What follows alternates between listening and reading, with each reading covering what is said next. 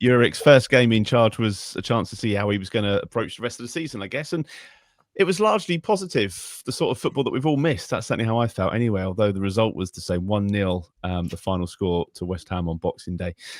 Steve, good to see Tall Paul named in his first starting lineup. The intentions were pretty clear, weren't they? And my God, he had enough chances to score.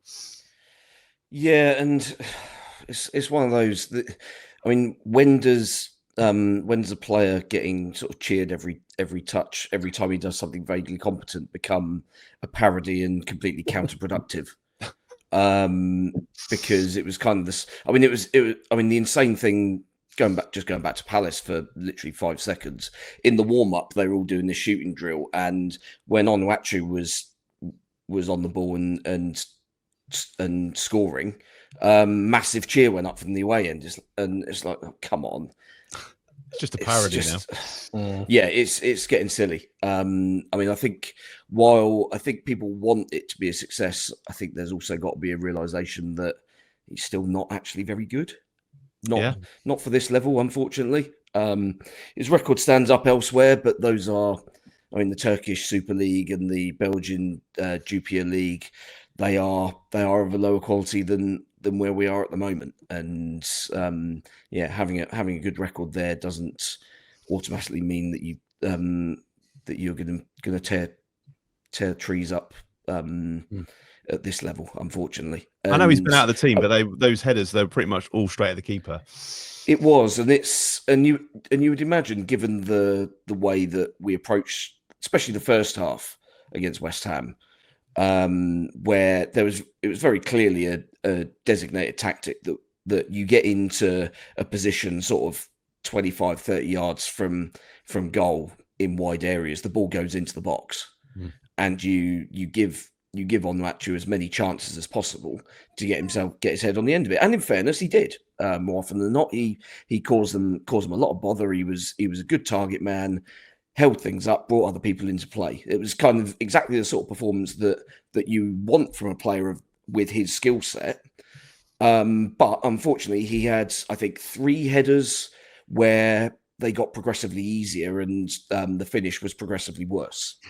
Unfortunately, the first one he's stretching out from that Walker-Peters cutback, and it goes just wide. He's a little bit unlucky with that. The other 2 are headed straight at the goalkeeper, where, I mean, quite frankly, I would expect most centre forwards to be finding somewhere near the corner. Completely free headers, both of them. And yeah, really, really frustrating. Actually, I think probably the worst of the chances that we had in that first half was the Fernandes header, where he actually hit, because he had kind of had the running start on it, so he was able to generate some power and still managed to only head it straight at the goalkeeper. And yeah, really, really frustrating first half that showed a lot of promise, albeit after having let West Ham carve us open in the first couple of minutes and miss an absolute sitter. But once we kind of got that early miss out of the way, we settled down and we were pretty good in that first half. But the problem was that, having not taken a chance, you always leave yourself vulnerable at the other end. And yeah, one little moment where we switched off. Jared Bowen is an England international for a good reason, and he's sniffing around in that area, which is where we should be having, when the ball's at the other end and the ball drops into the opposition penalty area. We don't seem to ever have anyone kind of sniffing around for those sort of chances. So that's the gulf in quality between a team that's, I mean, we've just seen them get absolutely smashed by Liverpool, a side that we've given a decent game to twice over the last month, 6 weeks or so. So it does show that ultimately we should be able to compete on the pitch with these sides, but because of the individual qualities at both ends of the pitch, if you don't take your chances, you can guarantee that any minor lapse in concentration at your own end is going to prove fatal, and so it did. What did you make of the West Ham game, Paul? I mean, we had 11 shots, I think, in the first half, which is more than we've had in any previous game. this season. What? And I just kind of felt like I've missed that way of playing. It was nice. There was a couple of times when we were up off the seat and it was exciting, and I've missed seeing that at St Mary's, albeit the result wasn't what we wanted. Yeah, gonna own up. I again, for reasons I couldn't get to that game, but again, my son went and he came back and he was kind of frothing somewhat. And I think that's why what I alluded to when I first said, sort of after what I'd heard from him and then seen the highlights and seen how it had gone, read the reports, seen what we'd done. That's why I thought, well, maybe, Jurich has come in, given us a kick up the arse, and maybe, okay, we're a bit unlucky, and with better finishing, that could have been a 3-1 victory, and we'd all be so happy it would be, the best Christmas present we'd ever had. And so from what I heard and what I saw after the event, then it would appear that, I thought, well, maybe we're just going to, turn this corner, and we would take that onto the Palace thing. And the fact that it's fizzled out so quickly, I think that's probably what's so disappointing. But again, as I referred to earlier, that Steve just said it, if we don't take those chances, however bad the opposition may be, they just seem to be able to do it, and we don't. And, we've scored 12 goals this season for a reason, because we're just not good enough in the final third. And I think that's our downfall. Defensively, yeah, okay, we went all over the shop at times. But ultimately, that West Ham game probably sums us up more. We finally turn a corner, really go for it, and attack and sort of play some good football by all accounts. But what do we have to show for it? Nothing. And sorry, that's a short answer, but that's probably the reality of it. We said that many times before this season, haven't we, Glenn, where we've had one sort of decent game and you think there might be a bit of a foundation here, and then we cannot follow it up. Yeah. I mean, I'd like to repeat another point about the forwards, is that at the moment, our forwards are Paul Amo-Ameyaw and Tyler Dibbling and Adam Armstrong. Now, Adam Armstrong, we all knew wasn't good enough in the Premier League. Paul Amo-Ameyaw, we've been trying to sell. And we're using him now because we're desperate and we've got nothing else. And Tyler Dibbling has come from nowhere out of the academy and has been our kind of only forward player who's looked like scoring. So again, to point out how garbage our recruitment has been at the top end of the pitch. And as a result of, as we're reaping what you sow or what you didn't sow. And that's the reason why it's been so poor up that end of the pitch. It's just our players up there just are not good enough. And we've tried two ways of playing football, and keeping the ball and trying to pass teams to death, and all we ended up doing was passing ourselves to death. And now we're trying this this more direct style, let's call it that, and that hasn't worked either yet. But again, I just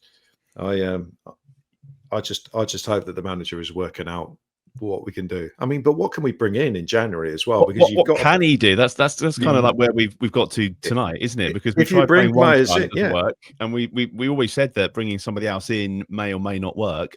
Different way of playing, and we still haven't got the players to do that. With regards to players, if you bring players in, they've got to be prepared to play in the Championship next season, and that's a tough sell, because you're going to say to them, okay, we're likely to get relegated. We know it's not your fault. By the way, there's a pay cut if we get relegated. It's not easy to bring players in at this time unless you pay stupid money or you give them special clauses so they don't drop their money when you go to the Championship. So that isn't going to be easy either.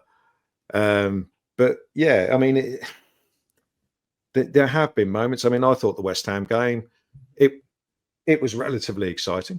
There was lots of incident in the opposition penalty area. I enjoyed that side of things, but we didn't take that forward today. And it wasn't because Crystal Palace were any better. I don't think the team selection helped us. I mean, if Downs is injured, then that's a problem. But when I saw the team lineup, I thought, this is trying to build a house without a foundation. And after 20 minutes, that's what it proved. But yeah, it was.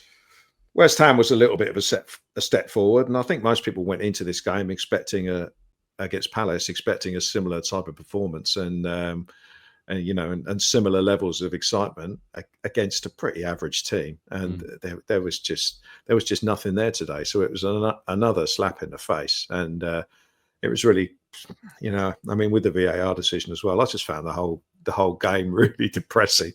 The Palace game and the West Ham game is kind of yeah, there was a little bit of a boost for that one, but yeah, it was just grim again today. So we've taken another step back after what was at least a promising performance, even if, as everyone knows, we didn't score any goals. So happy days. What's next? There was a red card overturned, Steve, as well. I haven't seen it back, I'll be honest. Did you get to see it? The foul on yeah. Yeah, and actually one of the good uses of VAR that we've seen this season, a very rare commodity indeed. I mean, I don't think anybody was particularly screaming for a red card at the time. But I think you can kind of see why the referee might have thought that the way the guy has gone in on Walker Peters, that he's caught him at a high level and he's possibly gone with both feet. But when you actually see it on the replay, he kind of goes to go with both feet and then actually pretty much pulls both of them away. And I'm not even sure there's any contact at all, let alone enough for a red. So yeah, it was absolutely fine to overturn that. But another one of those situations where the decision goes in the opposite team's favour, and all of a sudden we have a 10-minute funk of basically losing our minds and not really knowing what to do. And again, we suffered in that period for a good 10-15 minutes before we then made a couple of changes and kind of wrestled things back a little bit and tried to put a bit of pressure on in the last 10-15 minutes of the game. But yeah, again, frustrating that we didn't really carve out the massive chances. There was the one from Fernandez which he's dragged a little bit wide. I think probably in that situation the only area you're scoring is if you blast it into the roof of the net. Not sure he's got the power in his weaker foot to do that. So yeah, disappointing. Dibbling's missed the target from an opportunity that is the sort of chance that we would have given to a team under previous management, and they would have put it in the top corner. He has done that quite a bit, though, Steve. Or am I being a bit harsh on the lad? I know he scored today, but I feel like he kind of needs to add that to his game, really, because everyone's talking about what a great player is, and he can get the ball and he can push forward, but it's just that final shot that it's just not quite. Well, it's the decision making, isn't it? It's both knowing what type of finish to apply to a situation if you are going to shoot, because you're not always going to wrap your foot around it. You're not always going to put your laces through it. You got to pick the right tool for the job, and also picking options whether there might have been a teammate in a better position. I mean, given our finishing prowess this season, I think the answer to that in most cases is usually no. But yeah, I think that one. I mean, he's put it quite a way over the bar as well. So I don't think I saw on the replay any sort of bobble. I think he's probably just tried to hit it too hard, and got underneath it a little bit, unfortunately. And they were supposed to have Christmas Day off, Glen, but that was cancelled, according to reports. They seem to have more time off than Father Christmas.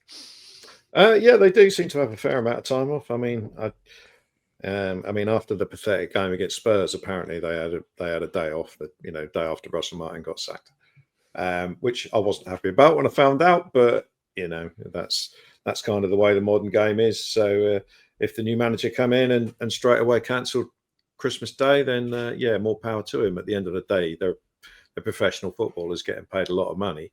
That's their job, and their team is bottom of the league and in danger of being named the worst Premier League team in history. So I don't think it would have killed any of them to have gone training on Christmas Day morning, and it probably only was for about an hour and a half or something.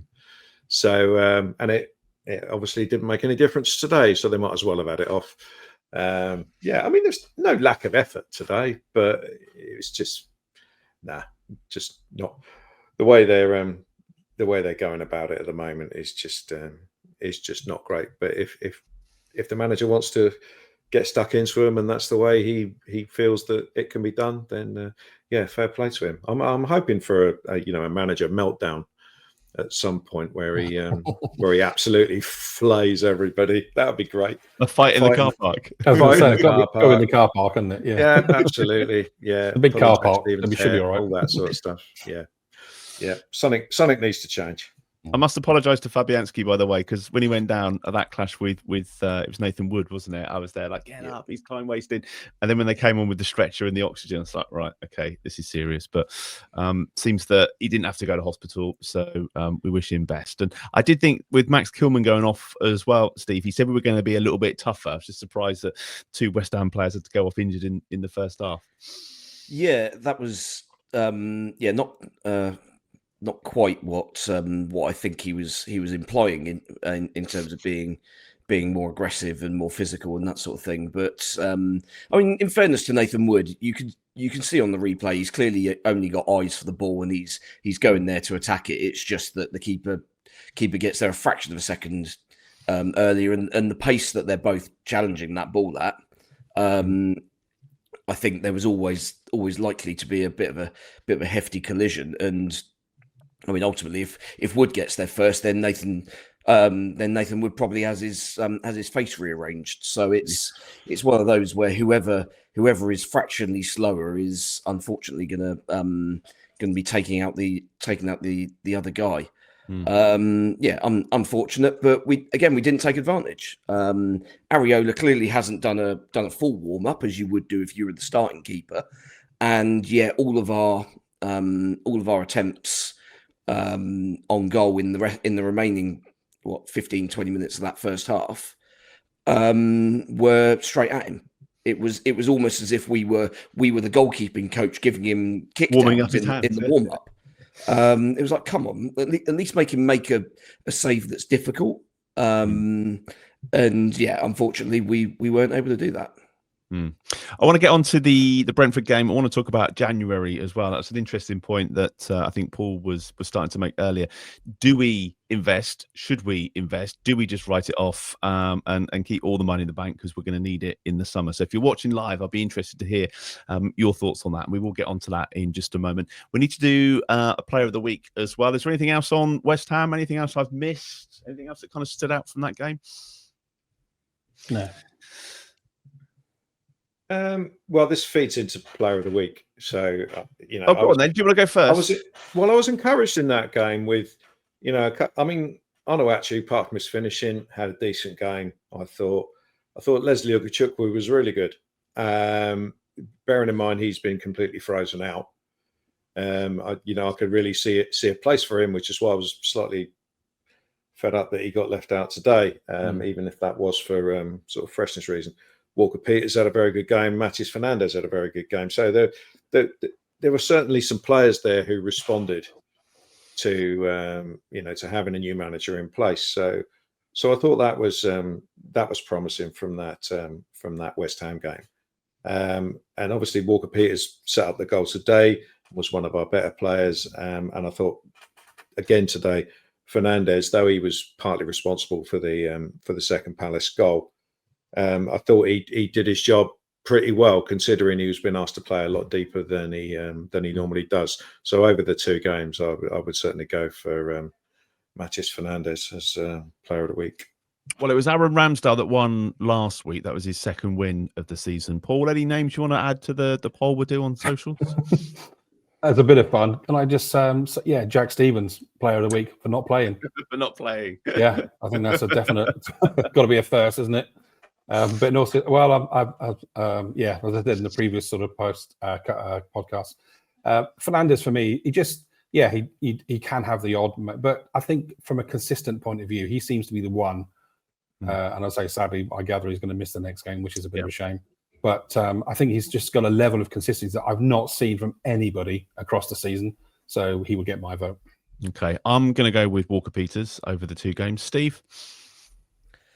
I think that's probably fair with both of those two. Amo-Ameyaw, I think his impact on Boxing Day was kind of important in terms of showing that we were thinking about how we were utilising players in the team, rather than picking the system and picking players around him, around that system.